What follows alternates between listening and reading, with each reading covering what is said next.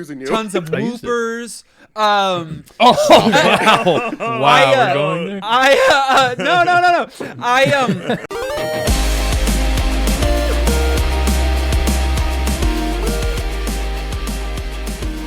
Welcome to New Game Plus. This is a retro gaming podcast where three guys spend 7 days playing one old game and then we talk about it. My name's Dustin. My name is Kenny. Nolan 2024.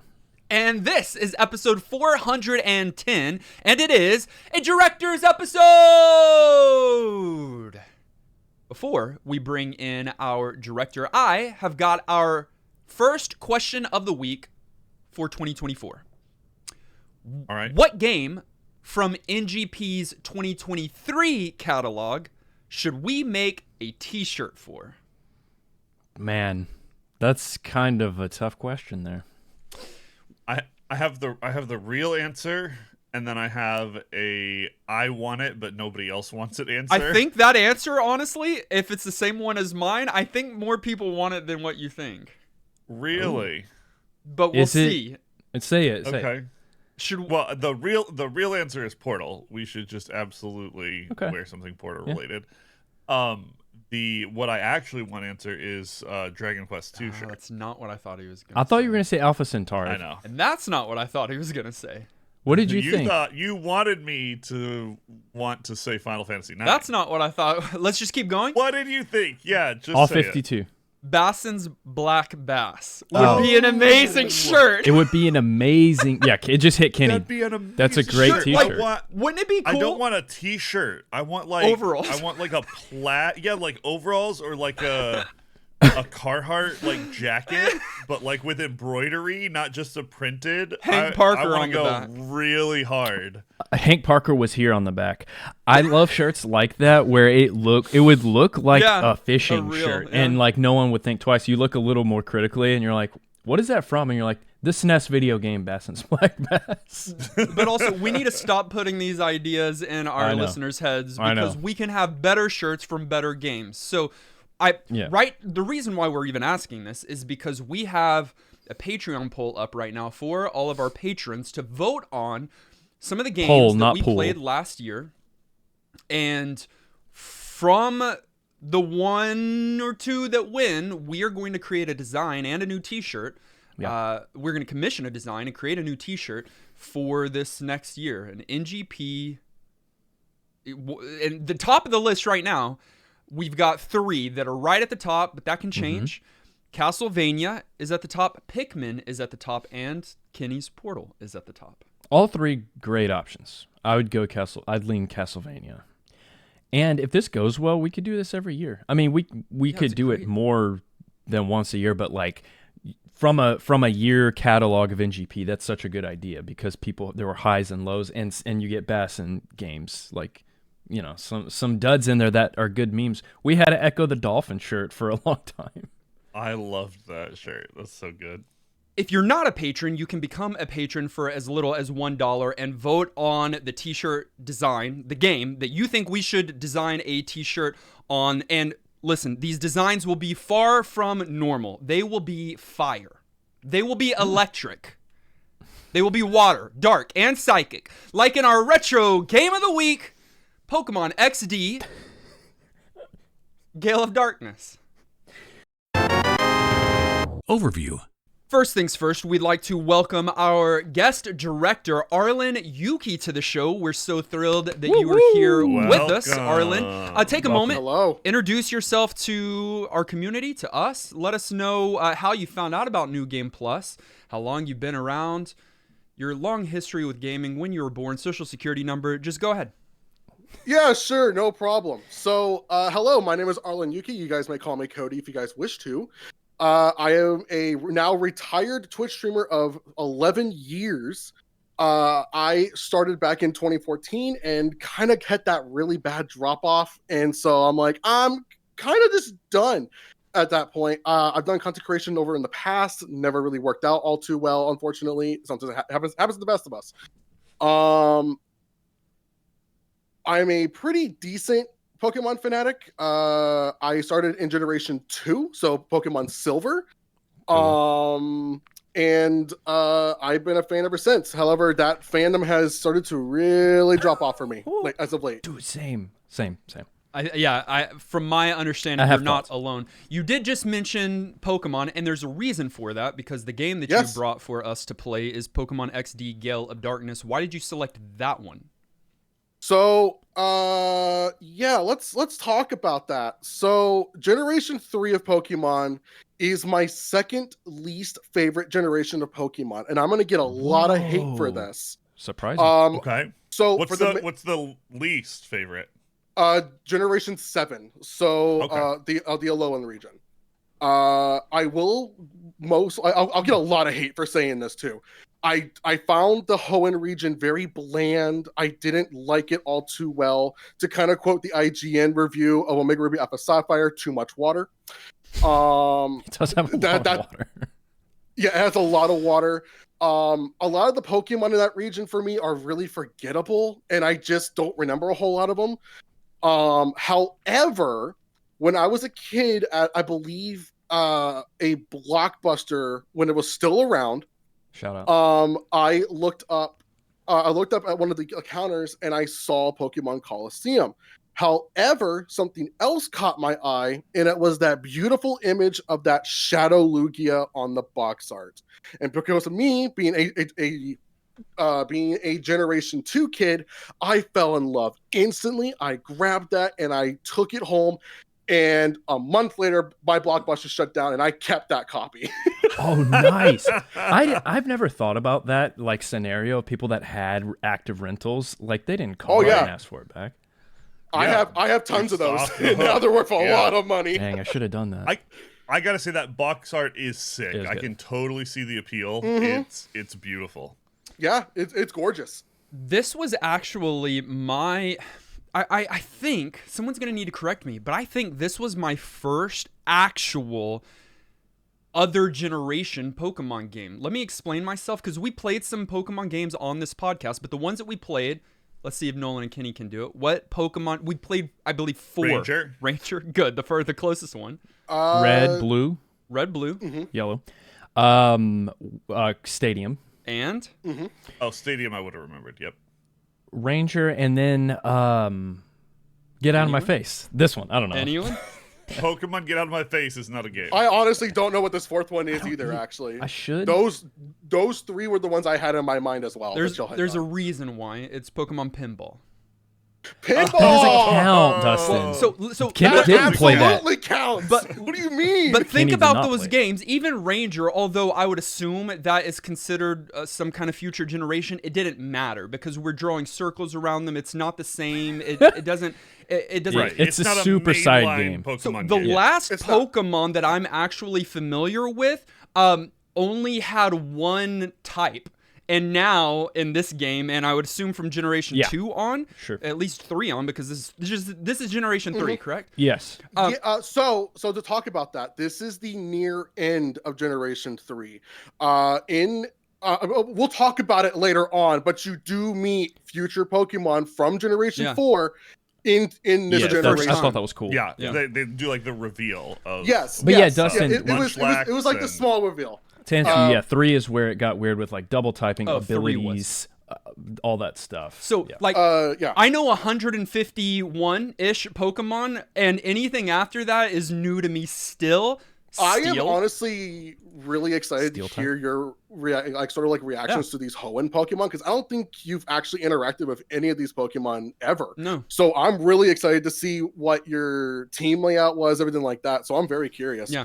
And then to kind of explain how I found y'all, there's 2 reasons why I found y'all. The first one was about 2 years ago, a friend of mine and myself really wanted to do a video game review podcast.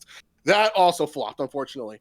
The second thing, like Nolan keeps guessing with every director's episode, I found y'all on Spotify. And I was looking for a very distinctive video game soundtrack. I'm going to give you all a clue and see if I can figure out and see if I'll remember y'all's history. Rocket Robot on Wheels.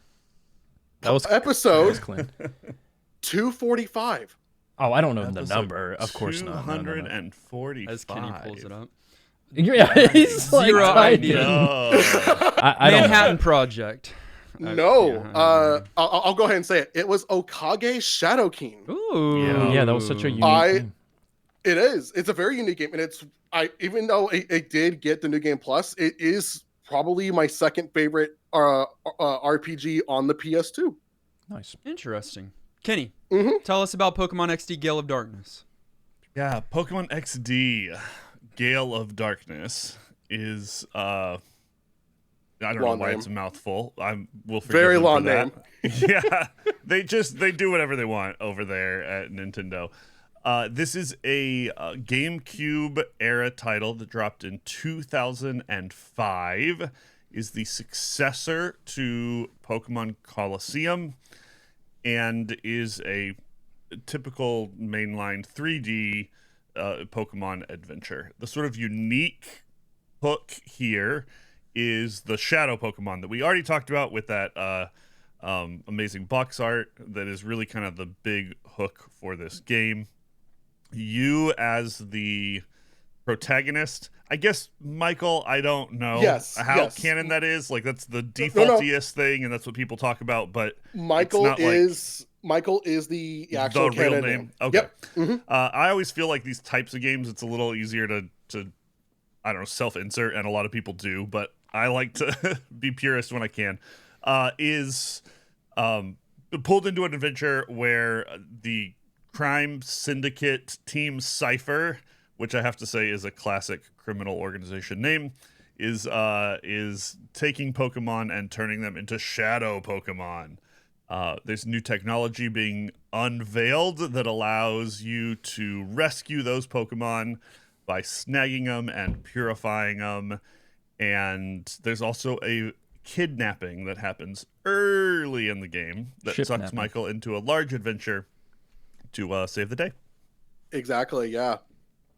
One of my favorite details about XD Gale of Darkness is that this takes place 5 years after the events of Colosseum, where you sort of had a snag machine as well in Colosseum, but instead of it to where you had like a little visor that would drop down to show you the shadow Pokemon, you had a partner with you who had a special ability to be able to see shadow Pokemon in that game. Clairvoyant.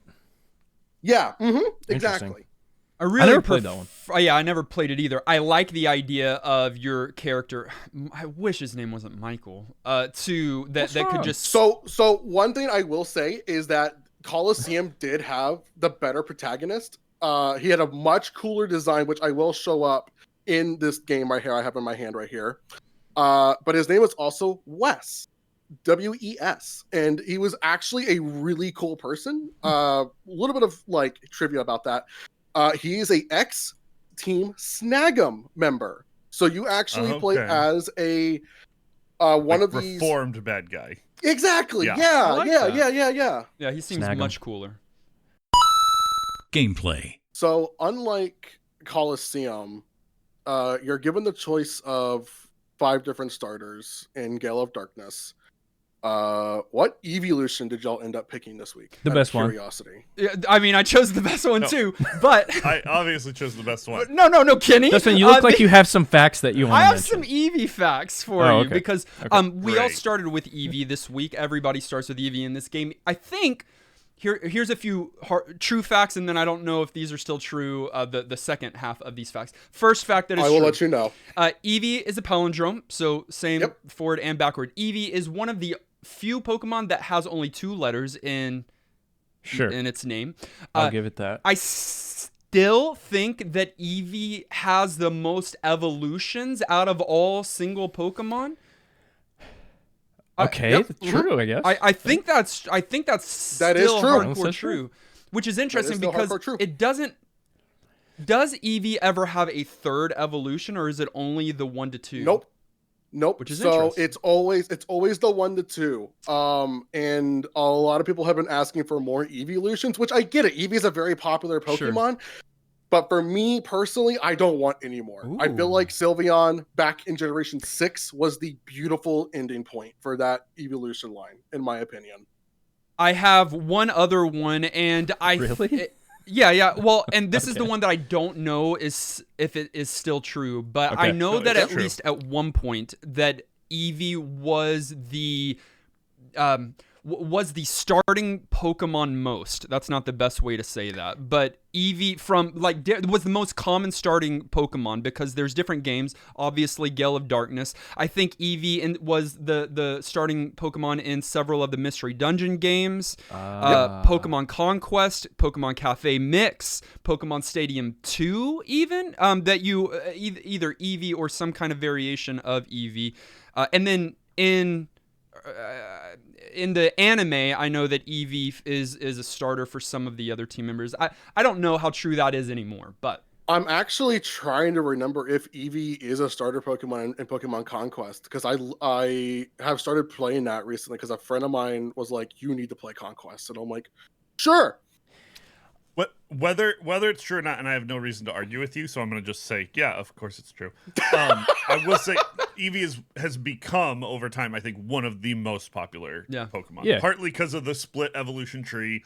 That's it. That's why. Partly, well, yeah, but I mean, cute. That's cute. partly why. But yes, it's probably cute as all get out. It's probably the most recognizable Pokemon right behind Pikachu. But besides Pikachu. Yeah, I think I agree, because it's like Eevee's such a good mascot outside of Pikachu. More? Pikachu's Charizard. Overdone. We're done with Pikachu. We don't need more of that. Eevee's Get just that like mouse out of here. Yeah, get the mouse out of here. Eevee's here. You may be right. Okay, right. to answer Arlyne's question, the best starter Is the one I did.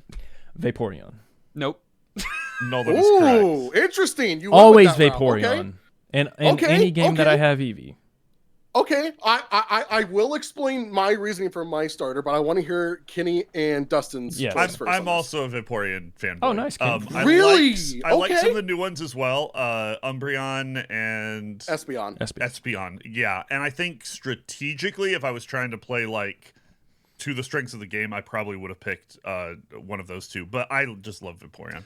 The look, the vibe, like water. Yeah. My understanding is that there's only one bad choice out of these for this particular game, meaning that it's not as strong or doesn't do as well. But that you would choose such a basic evolution in Gen 3 is so shocking to me. Shocking was not alluding to anything. I chose Espeon, the psychic evolution. Interesting. I think people would call that the best choice, like in terms of like objectively strong. I'm a little surprised that you just didn't go fire type. So I went a different route, and I think I'm legitimately the only person who chose this week. I picked Jolteon for two distinctive reasonings. Okay. The first one, it's insane speed stat. Fast. Number two, very, very, very early in this game, Thunder Wave. Yeah. Very specific. Which really helps out distinctively in catching these shadow Pokemon. Does it paralyze? Okay. It does paralyze. However, you would kind of think it doesn't work considering much later in the game, they just don't want to be paralyzed. I love the look of Umbreon. Is that the other of the new one to me? I love the look of that one. That's dark, right? Dark. That's a dark Yes, Pokemon? it is a mono dark. Fan favorite on Umbreon. I went with Espeon. I was looking up tier lists for this game, and up near the top is Espeon. I did too. Yes. Because I also looked, we might have looked at the same one, Dustin, Smogon University. On it right now. Website. I looked that up for this game because I'm familiar with this generation, unlike you. Yeah.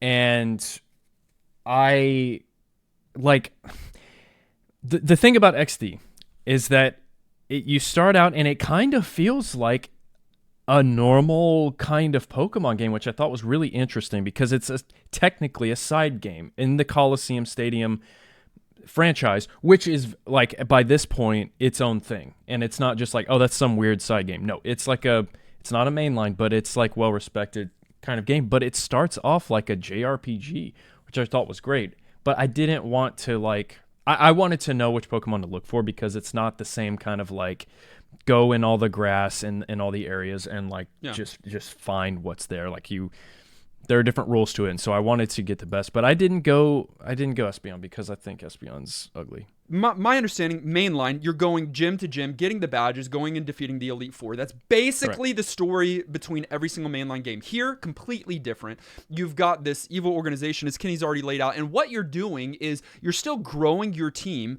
but you can only capture or snag shadow Pokemon, and there's not random encounters.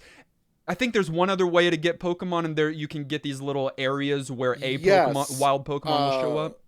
Yes. So during around the first quarter point, once you get past that first quarter, you meet the town mayor of Pyrite, who will introduce Pokespots to you.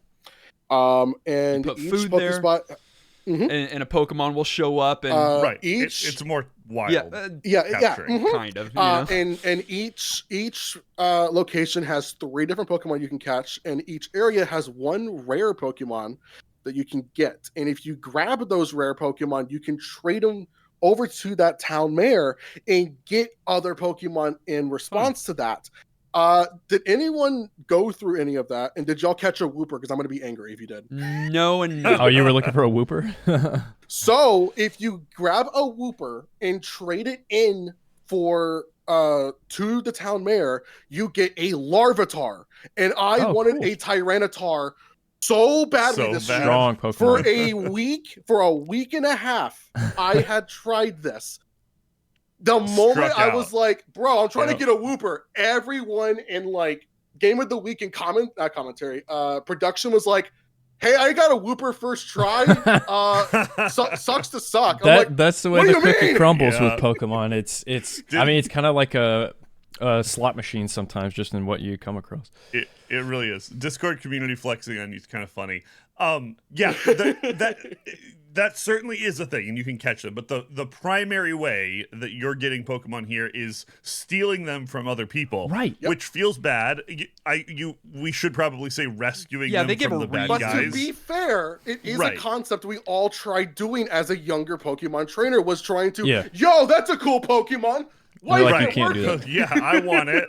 No, that was one of the weird things in this one. In kind of the tutorial area at the beginning, you get into a battle with the baddies that come to steal the professor away, and he's like, "Throw your Pokeball at him," and I'm like, "You haven't played the other games, bro. You can't do that." Right? No, like, but you do, and you rescue it, and I'm like, "This is backwards," but I like it. It feels very foreign, and I assumed that was gonna sort of be like an additional thing, and then I was still gonna go out and catch Pokemon, and then it's not. It's the main way that you're growing your team is by rescuing these Pokemon from the bad guys, from Team Cypher, these shadow Pokemon, and then going through the process of purifying them, which you can do in kind of two separate ways. There are 2 separate ways to do it. You get introduced to that very early on. You go to I don't even know how to pronounce the name, Agade Village, where in Colosseum, that was the only way to purify Shadow Pokemon, was having Shadow Pokemon in your party, lower their gauge all the way down, and then going back to Agade to be able to purify them. In XD Gale of Darkness, you are basically introduced to a new system called the Purification Chamber, where you're able to have 9 different sets of Pokemon, up to 4, and you're able to put these Shadow Pokemon in there to be able to purify them even faster than what you would normally do in battle. And I, for one, loved that system. If there was like a whole team switch up I really wanted to do, I would just go, okay, all 4 of you go in there, get purified. I'll be back in like 10 minutes. I think it might be helpful to those listening to know why in the world we need to purify them anyways, because you can use them straight away, but their strength is still the same and everything. Is the only thing that they attack themselves or they get hurt, by themselves as they're still shadowed. I mean, that's like saying is the only reason to feed hungry people. Listen, you need to open their heart. Feel better about it. We need to open their heart. The only you're rescuing them. I'm They're thinking not mechanically. To be shadow Pokemon. I think mechanically, there are story reasons that are very important. That drive the whole shit. Yeah. So in story reasonings, shadow Pokemon are Pokemon that have basically close to hearts to not only other Pokemon but also humans as well. So in the lore, they will like I don't think they're ever in like the manga or anything like that, but they will literally viciously attack other trainers and Pokemon without any warning whatsoever. And so your job as Michael is to catch and purify as many shadow Pokemon as possible. I know, I hate the name too. I don't hate it. It's funny that Dustin does. It's just and so a normal, when we say like, loser name. Wow, there are a lot of Michaels out there, dude. So many Michaels. Boo. I'm fairly pro. You're pro Michael?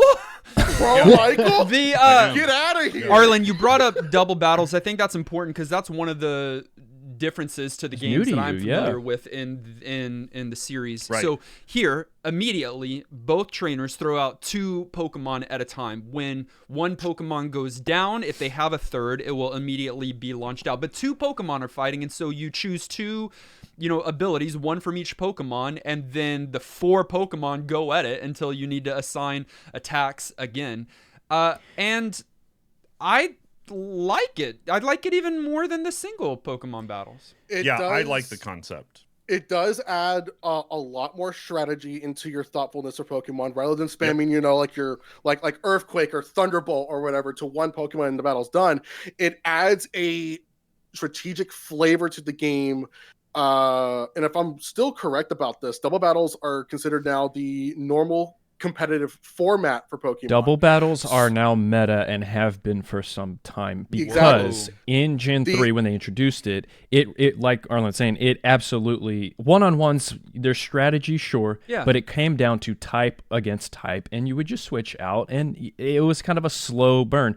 It was very boring too. With abilities added as well, which are unique to the Pokemon. It's kind of like a passive thing that happens. Like you'll throw one out, and they have, I don't even know an example. It's been a long time, but like it'll make the great example. Yeah, go for it. Haunter with Levitate. Levitate. So like ground moves won't hit Haunter because of Levitate. It's like it added a lot of strategy. And it's now competitive, and I love it. I'm glad that you liked it, Dustin, because I think people will either bounce off that concept in general or really like it.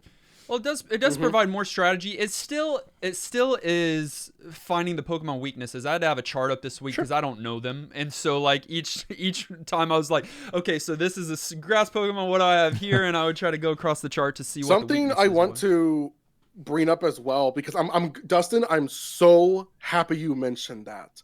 And I'm surprised you were looking at a chart, because the game literally gives you, when you're looking in the summary for each Pokemon and look at the move set, it literally gives you a chart that tells you what Pokemon are weak to, what they're not weak to, what they aren't affected by, anything. And that's the only Pokemon game, other than of course like later on down the series, that did surfaces that at all. It's usually they will tell you about it, but then it's sort of up to you to pay attention to it and to kind of track all of those things. But yeah, it makes it a little more overt here. Do the new ones not do that?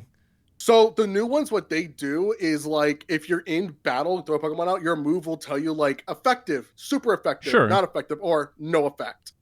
And Gale of Darkness and Coliseum were, as far as I'm aware, at the point, the only games to give you an actual in-game chart. Yeah. Because just like Dustin and I believe, hopefully, maybe Kenny as well, I'm horrible with Pokemon typings. Ever since Fairy was introduced, I was like, oh yeah, and Dragon. Dragon's always been there. What was weak to? Yo, Fairy, when they introduced it, they had to tune it down later. It was way too strong. Way too strong. Way too strong. But I'm okay with hidden mechanics like that. I always have been, and this is a good example. I'm a Path of Exile player, and the game doesn't tell you anything, and there's infinity things to learn. So with typing in Pokemon, I don't need that in the game, but I do think it's accessible and nice for new players to have something like that in the game. But even still, Dustin needed the chart, because I do think it gets, like, it's there, but I don't know. You're trying to focus on other things in the battle, and so it might have. And that's also very true as well. Yeah. Well, let me ask something, because you just said I needed it. I didn't need it because this game, what I played of it, I didn't finish it, felt super easy. And so I need to know if it gets more difficult or if it's just easy. Yes, it's nice to know what's super effective, but even my regular attacks were doing so much damage. I kept in my Espeon from the beginning. I didn't take Espeon out because I wanted Espeon, and so Espeon ended up being 5, 6, 7 levels higher than the Pokemon I was facing. Sure. So it was doing more damage. I didn't come across maybe one difficult battle to where I'm at so far. So I will tell you two things, Dustin. That is actually a huge mistake that a lot of people in Coliseum and XD make, is having one Pokemon be like 10, maybe 15 levels higher than normal. Not a mistake. No. It is a mistake because the way how these games are structured is you start off catching shadow Pokemon that are like really run-of-the-mill, kind of like really mediocre at the start, but then later on, as you get to one of the last areas in the game, they are some of the most powerful Pokemon you can get at that distinctive point. And so by the time you're like let's say last area is around, I think, level 35 to 40 at that point. If you're like level 55, you're not catching any of those shadow Pokemon, and there is a pretty decent reward for catching and purifying every single shadow Pokemon in this game. And so the other thing too is around the halfway point, you actually do find the SS Libra at this somewhere in the halfway point, and you take care of some like Team Cypher scruffs, everything like that.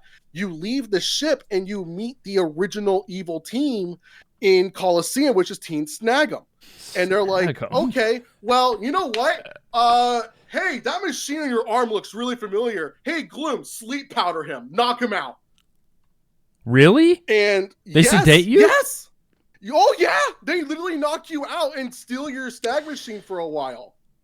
When this game gets kind of dark. And by the way, we didn't really linger on it, but Kenny said the game opens with a kidnapping. It's a ship napping. A Pokemon picks up a giant ship out of the water. I thought he was talking about the scientist. They're on. Okay. True. The literal opening there are Pokemon on board is a ship napping. This ship, and it just gets. They're like, all right, get out of the water, and we're gone. And it just looks so dumb. So if your team is balanced, like how my team was this entire week, because I was around level 26, 27 at that point, the fights get hard. Yeah. Like out of nowhere, they get ridiculously hard. So it does ramp up. So you're saying the pacing is off. Gosh.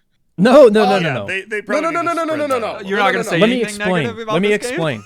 Let me explain. Okay, what you're used to is the mainline Pokemon, where you can do that, and you can out-level your way to the Elite Four and beat the game, and you don't even have to have diversity on your team. You don't. You can have one, maybe two super strong Pokemon and be fine. I love that this game kind of forces you into a more diverse play style, because my team, dude, I had Pokemon on here that I normally wouldn't have, and they're not evolved yet. Like, it's the first evolution kind of Pokemon. I love the diversity that they kind of force here with the purification. It's like, all right, what can I purify next? And that adds some of the challenge, I think, that Arlen's talking about. But I like that. I like the balance of that in them being like, no, try these Pokemon that you probably wouldn't have, maybe you wouldn't have used Teddiursa, but like here. It definitely gives you that challenge as well, because they give you Pokemon that, like, in normal gameplay later down the road, you would never use in like your mainline team, or like if you ever do like comp teams, would never be the case. But this game throws like a freaking Teddiursa at you, a Spinnerack. I had a Spinnerack. I did not. I put that thing right in the PC. I'm like, nope, not using you. Tons of Woopers. Wow! We're going there. No. That is something that even I, who doesn't know much about this generation at all, I thought was remarkable. That. Because, and I know things have changed, but my experience with red, blue, yellow, every trainer you're fighting has a rat-a-tat-a-da-da-da-da-da-da-da, and there are tons of repeat Pokemon. Here, it seemed like I was being introduced to so many, which is great. So many, super diverse. With almost every battle, you were fighting a different kind of Pokemon or a different Pokemon, which was so. And you got to see the same every once in a while, but they really spread that out. Not only with the ones that you were catching, but the ones that you were facing. And I thought, I agree. That was probably one of the highlights of it. And I think with a side game, that's not the main thing. That's the point. That's a good feature to have to introduce you to more of that generation, a different kind of play style, but still familiar to what you might know. So I think they did a good job with it. That actually brings up another point, Nolan, that it's the reason why I love Generation 5, and it's the reason it's my favorite generation of Pokemon to date. Nothing's Black and White, right? In my Black and White and Black and White 2 and Pokemon Conquest. Yeah, okay. Is that unlike other generations of Pokemon where you're given like kind of like a set deck, so it's like, okay, I know what's familiar here. I know what's great. I know what's bad. Generation 5, you're only getting Generation 5 Pokemon until you beat the mainline game. You don't get any of those like familiar Pokemon until you beat mainline. So I love that Pokédex structure. Another thing as well, I forgot what it was now. Darn it, Dustin had said it earlier and I forget what it is. You're good. If he said it, it probably wasn't worth talking about. You know what? Very fair. Very fair. Wow. So we've talked about the sort of main mechanic, purifying shadow Pokemon. We mentioned briefly the Pokespots and catching wild Pokemon, even though that's sort of a side thing. It's kind of cool here. I think one other thing that we should mention and just sort of briefly touch on, because it exists. I don't think it's unique to this game, but I'm showing my lack of Pokemon knowledge here, is the whole Mount Battle area and kind of how that works, because that's a kind of cool feature that the game gives to you. Let's talk about that for just like a tiny little section here, because I actually did beat Mount Battle this week. Did you? Nice. I did. I actually beat this game 100. Huh? I beat this game 100% today. Nice. Whoa. Last night was actually my final Shadow Pokemon capture. Sweet. So yeah, let's talk about Mount Battle for a second here, because people, I know people in Game of the Week and in production were talking about there's not enough side content in this game.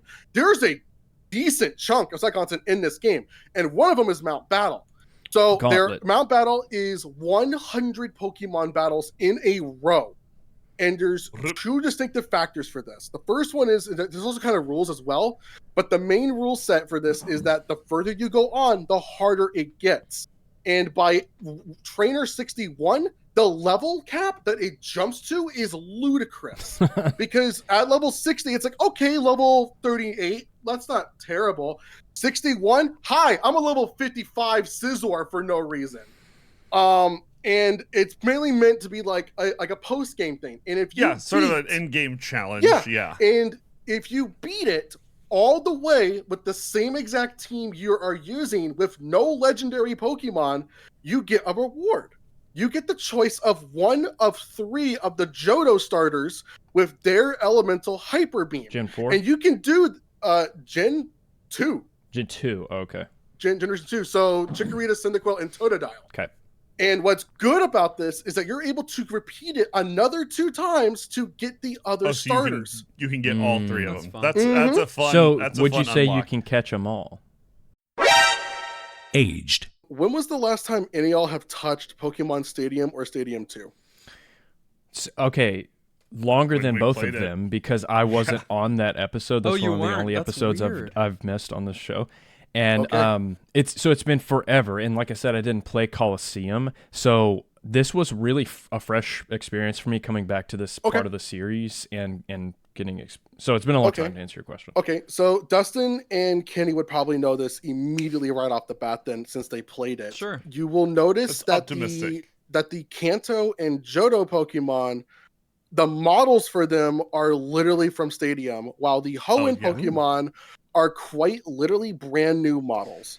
And I think you can, a keen eye or just a normal eye can tell, right? Like, honestly, yeah, the Eevee you get very early on looks disgusting on GameCube graphics. Okay. Be nice. Its fur looks matted. It looks like it hasn't had a shower in like 8 years. ever. But I can't fault him for that, actually. Well, it's a weird move because the 3D designs of these new Pokemon look good, and they're full of. One of the things that I like most in this game are the animations. I know people have a love-hate relationship with them because there's so many and they're so long, and in today's age you want to just go through those very quickly. I love them. The Pokemon being hit in this game and reacting, dealing with the different status effects, I really like the animations. Particularly, I think it's so smart. I know we already did this early on, but starting you with Eevee and the Eeveeolutions, because that's one of the cutest ones, and so like you just got a good thing to look at after you're past those copy paste and designs from earlier games.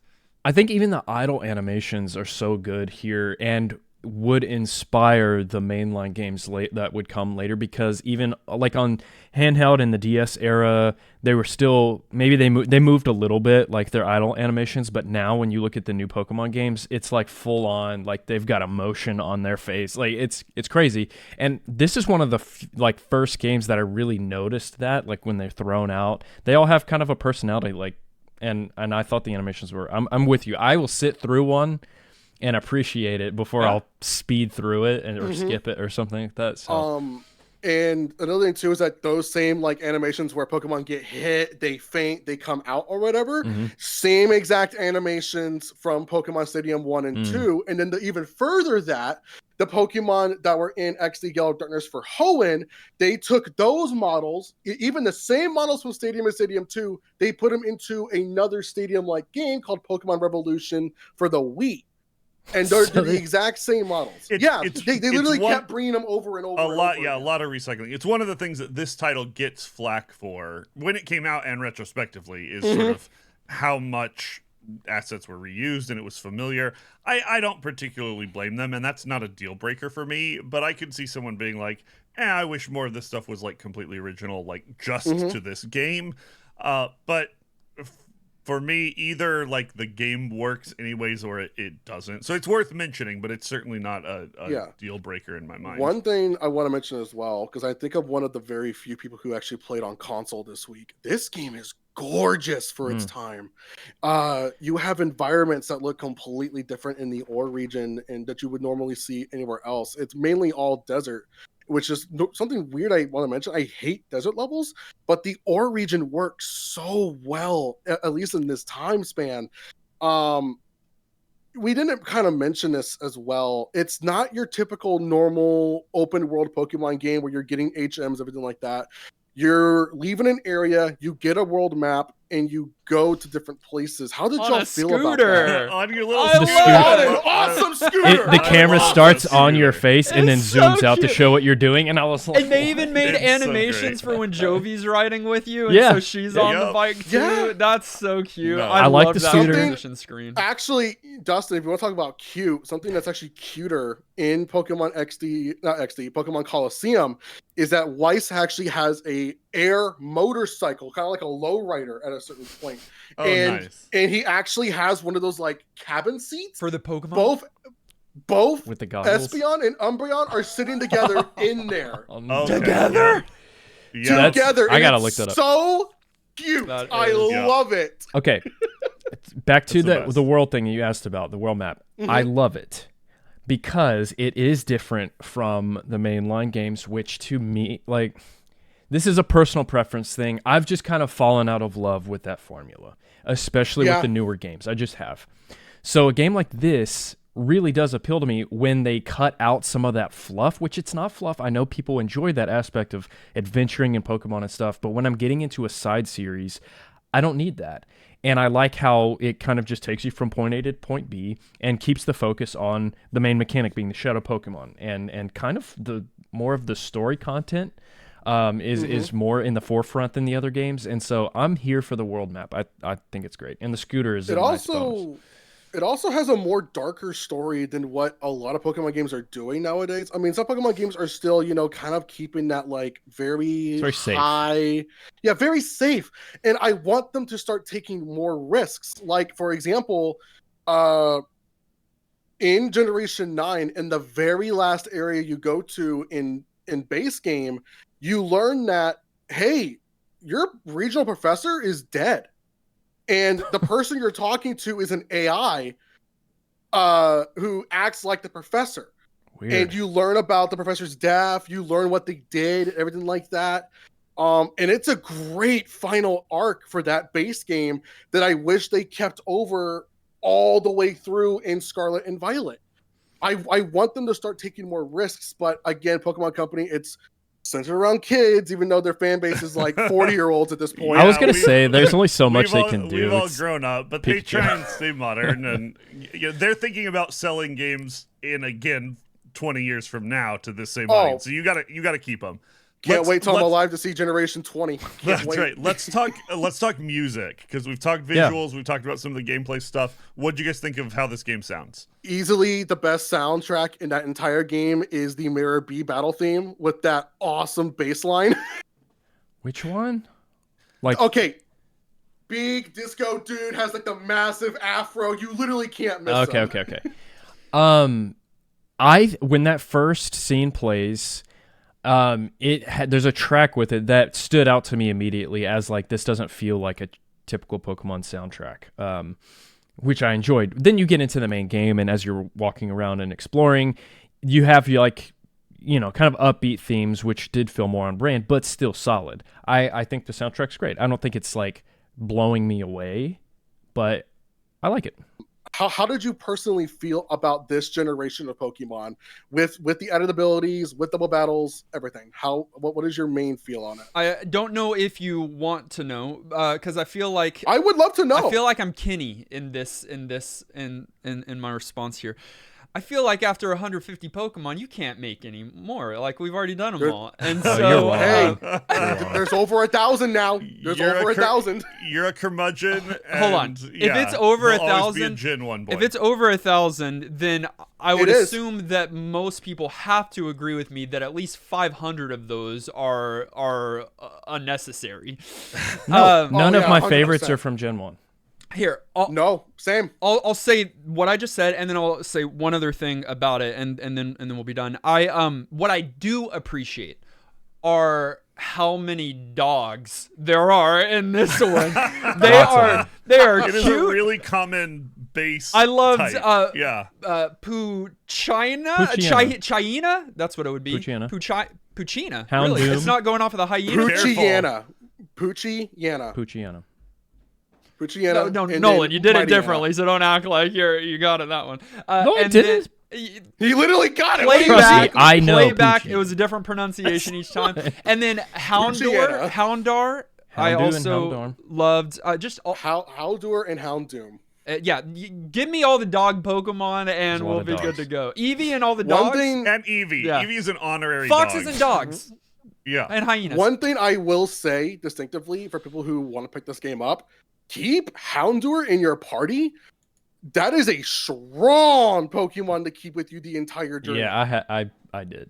I like that. But same here, brother. If you want a copy of Pokemon XD Gale of Darkness, it's expensive. For your GameCube, it's $145 used or loose. It's $625. Oh, it's one of those. It's one of those. Yes, it's a Pokemon game. Yes, well, it's a Pokemon game. It's a GameCube game too, and some GameCube games are ridiculous. Something else I wanted to mention, I mentioned it at the very start before we really actually started recording it. On my desk is a copy of something. You would think normally it's just a copy of Pokemon Coliseum. But in fact, back in the day, they had a Coliseum bonus disc. Oh, this bonus disc allows you to be able to get a very exclusive Jirachi into Ruby and Sapphire. This also had a little bit of a snippet of the current Pokemon movie that was coming. I think it was Jirachi Witchmaker. Oh, nice. This is a very expensive thing to have. That's a flex. Final thoughts. At the end of each and every one of our episodes, we give our final summarized thought on the game of the week. I will begin by just saying that I think Gale of Darkness is fundamentally a different experience from the mainline series, and that's refreshing. I thought it was I have limited experience. I've said that 1,000 times. I just want all the Pokemon fans to know that I don't have the experience needed to make all of the differentiations here, but I know at least from my red, blue, yellow experience that this is so different of an experience, and it was nice to step into, and it still felt like it had the Pokemon charm. and polish that is needed here. It does age in a few ways. While I think the graphics were great then, and the graphics still are good here, you still are relatively early 3D, so you still have polygons, especially on the Pokemon that were copy pasted over. But I like this region. I wish Michael was a little bit cooler of a character. You, Arlyne, made the protagonist from Coliseum sound so much cooler than this one. He actually is a really cool character. I will give you that. He has a little bit of an attitude, and I love him. Yeah, but I enjoyed this one, and the double battles. I thought it was a lot of fun for Pokemon fans and non-Pokemon fans alike. I think there's a lot to love here. Yeah, I think this is a fine example of an enjoyable Pokemon title. I personally didn't have a hard time buying that some of the like reused assets were a problem. That's probably because I haven't played as much of those other games, but like that's one of the things this game sometimes gets a little bit of flack for in reviews and whatever else. And if this is the first one you're playing, it's not noticeable. So like I'm writing that off. And I will say that the general premise of I'm stealing Pokemon from other people as the main mechanic, even though it's rescuing them, was very jarring for me early. I had a hard time getting over that and like getting into the story and being okay with it working in a completely different way. Once you adjust to that, once you update your morals and ethics to realize that that's an acceptable way to play the game and it's how it's going to work, it ends up sort of being a fresh take for a kind of fun adventure. Definitely a little bit more story focused than some of the other games. I like Dustin, like the kind of RPG aspects. And so it's a fun little adventure. It's a little bit predictable. But they give me Eevee, and so I can't really complain. Y'all said like Eevee ugly. Ugliest Eevee is cuter than like my dog. No one here said ugly Eevee. It's relative. We love the. It's relative. We love Eevee. I said parts. Mad at Eevee, but never ugly. Any version thereof, I'm all for it. Nolan. Okay, as someone who is coming from experience with Pokemon and like a deep love of it growing up and kind of falling out of love with the main formula, this was super refreshing for me for a couple reasons. Number one, with this game, I love that, and I said it before, that the focus here is more on the purification and the kind of like mission that you're on and the exposure to that variety of the region that you get in this game. In the main game, it's turned into like min-maxing, breeding Pokemon, getting the ability you want, getting the like move set that you want, and that's cool, and that's for a lot of people. But for me, it takes kind of the magic and the fun that originally was with Pokemon out of it. And this game, I got back to that, and I think it's such a good, like, refreshing take if you're like kind of looking for something else. And it's on GameCube. We didn't talk too much about the like Pokemon on a home console on the GameCube. That's kind of a big deal, or it was a big deal. And I love that system. And so this was so fun to go back and play. And I was sad I didn't get Gliscor, which was my favorite Pokemon. But that was probably, was that even after? I think Gliscor might be after Gen 3 anyways. No, Gliscor is Generation 2, and its evolution was Generation 4. Okay. No, you got to get your generations together. Sorry. I'm a Pokemon hater now. Sorry. Let us know your final thoughts on Gale of Darkness. So first off, Nolan, I'm really happy you enjoyed this game because I was really scared of your reaction when we first got it. I was like, oh no, he's going to hate it. I tried to get a game that kind of centered towards Kenny because Kenny loves to rescue little things, and I thought this would be a really good example for that. So, two things. This was not my first game pick at all. The first game pick, I actually had 3 other RPGs in mind and 1 point and click. The first one was Dark Cloud, an action RPG for PS2. Skies of Arcadia, an RPG on the GameCube. And just to annoy Dustin here, it would have been Kingdom Hearts 2 to let him continue the entire series. The point and click game was my childhood point and click adventure game called Zork the Grand Inquisitor. That sounds awesome. I know Dustin's like, it's not. I'm like, I don't even care. It sucks. Give me some All right. Zork. All right. So I'm going to give 2 answers here, a positive and a negative. The positive is NGP all the way. This is a really good game for Generation 3. Like I mentioned before, was not at all a fan of Generation 3. I find it to be a really weak generation with very forgettable Pokemon, and I just don't find the mainline games fun. This adds a lot more strategy than what you would be able to get into with the Pokemon games at that time. You're very limited on your choices. You're not able to make your dream team. You're given what you're given and go for it. I will only consider this Pokemon game good for people who wish to enter the competitive scene of Pokemon, because it adds that competitive format. So if you are that person and you want to learn more competitive for only the double battle format, NGP all the way. If you're not wanting to get competitive and you're not wanting to be really diehard about this and want to take a more casual route, you're going to have a really rough time with this game. And almost to the point to where it's going to be very unenjoyable. So for that point, no NGP. But for me personally, high NGP this week. It's favorite for you. We love that, and we love getting to know like nostalgic games, and it's so fun that our directors can bring them. So you actually can thank my friend Jordan for Thanks, Jordan. Because he was like, because I was telling him about your podcast, and he looked at the master list. He goes, "There's a lack of XD on here," and I'm like, you know what? You're right. Well, so I'm really glad y'all had a good time this week. Thank you for bringing the game to us. Many people played along this week on YouTube. The YouTube poll, 27% said yes, Gale of Darkness is worth playing. 9% said no, but 64% have never played it. So not a mainline. Many from our community played along and wrote in. Here are a few of their thoughts. Jopakoira said, for a Pokemon veteran, Gale of Darkness is almost a must play. The first 6 to 8 hours are a slow start and mostly mashing A through the easy battles with Pokemon you pick up early on. After a while, however, the game starts to shine as the difficult battles roll in and you actually have to think more strategically. This is not a game designed for audiences not familiar with Pokemon. This and Coliseum is a lovely twist on the formula that fans of the series appreciate. It plays like a ROM hack, but made with Nintendo's resources. NGP for fans. Everyone else go play Fire Red or Leaf Green first.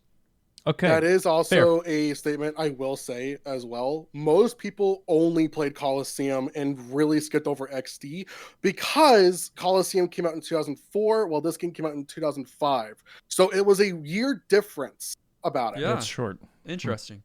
Turtle said the 3rd gen of Pokemon is probably among my least favorite, not because of any technical flaws, but because it feels unlike every other generation of Pokemon. It lacks a distinct and separate personality. I would call it bland in some ways. This is not a problem in the Coliseum duology, with a totally different tone from any other game in the series, and a spotlight on the dark side of Pokemon leads to a completely fresh and new Pokemon experience. The story is entertaining, and the catching mechanic, while somewhat annoying, is also really neat and different. There are some problems though, way too long animations and the fact that some of the world design feels a bit disconnected, but overall a really good Pokemon experience. I would recommend it to Pokemon fans in a heartbeat, and if you are a Pokemon skeptic, I would still advise you to try it. It's a really good game. Arlyne, can I ask if there is a game like this in this series for Gen 4? The closest you're gonna find for that is Pokemon Revolution, but it acts a lot closer to. I like Gen 4 Revolution acts a lot closer to the stadium format, unfortunately. But Revolution was used for the competitive scene because you were able to trade your Pokemon from Platinum over to there and use those Pokemon for there. Got it. Harold said, I had only really played the first Game Boy series of Pokemon and dabbled a bit into the second, so this was a leap ahead in terms of look and feel. This is exactly what 10-year-old Harold wanted when he was a Poke fan. There were a lot of new creatures to discover, so my phone served as a Pokedex to quickly look up what I was battling. I liked the game, but it was very easy though. You get told where and when to go at every possible turn, and there's no special HM skills that you need to discover to progress any puzzles or dungeons. This led me to always have my starter up as first, so it was generally 10 to 15 levels above the rest of the mons. Even though it wasn't very effective, filled the text bar several times, the sheer difference in power made me one-shot most enemies. It was very fun, but I did miss running around the grass to grind levels and using my special abilities to solve puzzles and caves, which is what I really liked about the old games. But I would still definitely recommend it to Poke fans. That's something I forgot to mention as well, and I thank you for bringing that up again. The reward for catching all the shadow Pokemon is Mirror B will be at a certain location.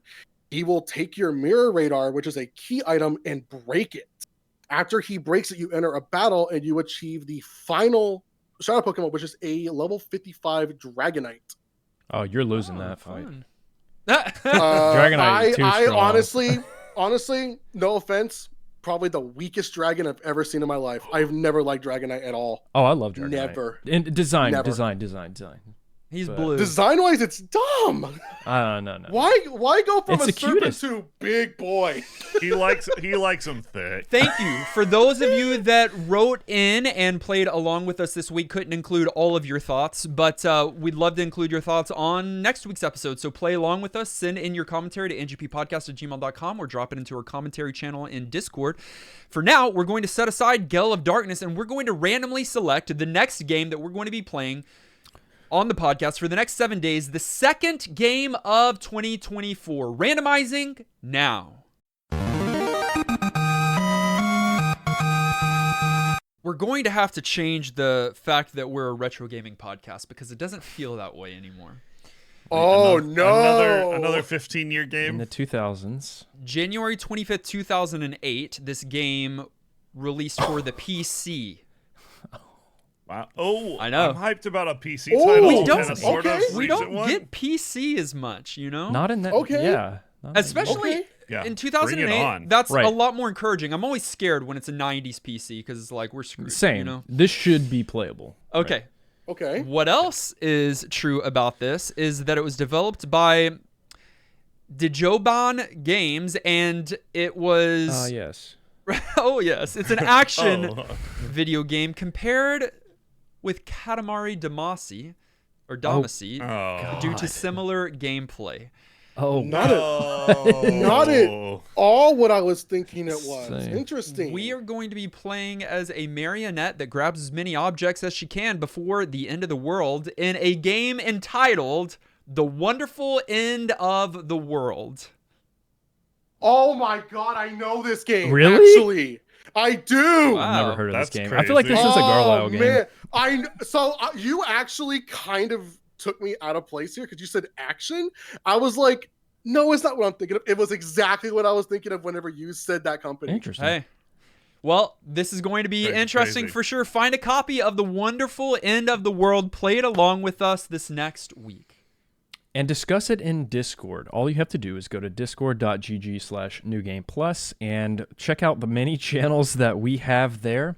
One of them will be Game of the Week. And also you can leave commentary there on the game if you know what this is. We want to say thank you to the many of you who support the show on patreon.com, including, of course, our director-level supporters that we'll start with, since this was a director episode, including your boy, Arlyne Yuki. Thank you for being here and on part of the show today. It's Arlyne. What are you talking about? Oh, my goodness. No, I'm kidding, man. I'm kidding. It's all good. I will never remember again. You know what? That's perfectly fine, honestly. We'll just Mr. Yuki from here on out. As well as Bro Jim, Super Hyper, The Kentucky Kid, and Siegfried. Want to say welcome to a number of new patrons who have joined us for the first time this week, including Andrew, Alexander, Brunt, Welcome back. Nick, Stephen Fox, who has upped his contribution, and thank you to Craig and Alias X joining us at the producer level for the first time. We also got a large list of producers. I'm going to get through them as quick as I can, and on one breath, thank you to Alex, Marley, Antonin, Ben, Big Dude, Dustin, 5 O'Clock Shadow, Garlisle, Gimbin, Hallex, Harold, J. Robert, Jake, Jared, Jordan, Justin, Kenny's Beard, Clint, Knickknack, Corey, Levi, Maximum, Megatroid, Ms. Muso, Not Enough Dog, Riff, Sage and Shane, Shauna, Psycho Mantis, Thomas Turtle, Unbedavable, and Zion. We appreciate your support. Good job, Kenny. Thanks, everybody. Good job. You can find us on our social media. That's Facebook, Twitter, Twitch, TikTok, and YouTube. All of those links are in the show notes. Listen directly on any podcast provider of your choice. Make sure you subscribe so that you are the first to get new NGP episodes. And while you're at it, please leave a kind rating and review. Our video episode was edited by our friend Dylan. Our audio episode was edited and produced by our friend Dan Willett. Arlyne, would you like people to find you online? And if so, how? So, yes and no. I no longer stream on Twitch. I actually deleted the channel about a couple months ago. It hurt my soul to do that, but I don't do that really stream anymore as much as I used to. You can find me on X, formerly known as Twitter, at Yuki Wolv, YUKIWOLV. I've been doing typed up game reviews ever so slightly. I just got done with Sonic Frontiers and its DLC. And now I am in the process of writing up the Calamity mod for Terraria at this very moment. Fun. Nice. So, yeah, if you want to find me there, that's fine. I say a lot of random stuff on there that's sort of not family friendly, but nothing like inappropriate or anything like that. There may be a time where I do come back to streaming. I don't know, but it will probably be under my username. Very cool. Well, thank you for joining us. Join us next week as we play The Wonderful End of the World. Until then, I'm still Espeon. I'm glad that I guess it's all finally over this week. Michael. Who are you? I'm tired of being awake at 9:30 in the morning. And this has been New Game Plus.